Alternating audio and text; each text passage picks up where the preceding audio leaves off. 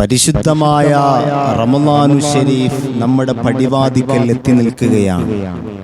ആ പരിശുദ്ധമായ റമളാനിനെ സ്വീകരിക്കാൻ, ആ പരിശുദ്ധമായ റമളാനിനെ സ്വാഗതം ചെയ്യാൻ നമ്മുടെ മനസ്സ് ഭാഗമാണോ എന്ന് നമ്മളൊന്ന് പരിശോധിച്ചു നോക്കണം.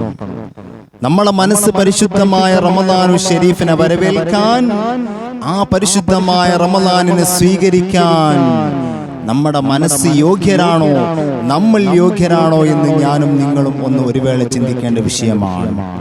എന്നാൽ 2 മാസം മുന്നേ നമ്മൾ ദുആ ചെയ്തു വരികയാണ്. അല്ലാഹുമ്മ ബാരിക് ലനാ ഫീ റജബിൻ വ ശഅബാൻ വബല്ലിഗ്നാ ശഹ്റ റമളാൻ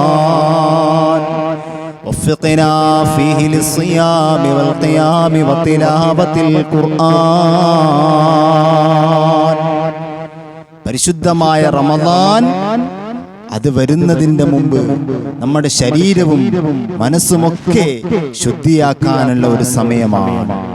ഈ പരിശുദ്ധമായ റജബും ശഅബാനും നമ്മൾ അതിനു വേണ്ടി ഉപയോഗിച്ചിട്ടുണ്ടോ എന്ന് നമ്മളൊന്ന് പരിശോധിച്ചു നോക്കണം.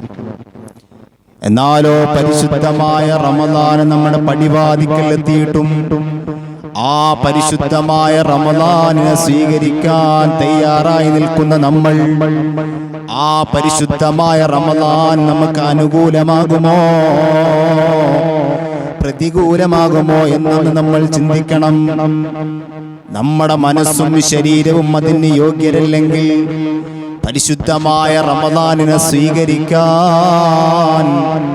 നമ്മുടെ മനസ്സും ശരീരവും അതിന് യോഗ്യരല്ലെങ്കിൽ ആ പരിശുദ്ധമായ റമളാൻ നമുക്കൊരിക്കലും അനുകൂലമായി നിൽക്കുകയില്ല, പ്രതികൂലമായിട്ടാണ് നിൽക്കുന്നത്. അല്ലാഹു സുബ്ഹാനഹു വ തആല അത്രയും ആളുകളിൽ നിന്ന് അല്ലാഹു നമ്മെ സലാമത്തിലാക്കുമാറാവട്ടെ. പരിശുദ്ധമായ റമളാൻ വരുമ്പോൾ ഒരു വിഭാഗത്തെ അല്ലാഹു തിരിഞ്ഞു നോക്കുകയില്ല. പരിശുദ്ധമായ റമളാനിൽ റഹ്മത്തിന്റെ 10 വരുന്നു, മഗ്ഫിറത്തിന്റെ 10 വരുന്നു, അതേപോലെ തന്നെ നരകമോചനത്തിന്റെ 10 വരുന്നു. ഈ ഒരു 10 പോലും, ഒരു അമല് പോലും അവർ എന്ത് സുഹൃതങ്ങൾ ചെയ്തു കഴിഞ്ഞാലും അല്ലാഹു അവരുടെ ഒരു അമലിനെയും സ്വീകരിക്കുകയില്ല.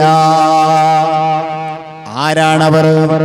നമ്മുടെ സ്വന്തം മാതാപിതാക്കളുണ്ടല്ലോ, ആ മാതാപിതാക്കളെ വേണ്ട രൂപത്തിൽ കാണാത്ത ആളുകളുണ്ട്. സ്വന്തം വാപ്പാനെ കാണുമ്പോൾ ചിരിക്കുന്നില്ല, ആ വാപ്പാനോട്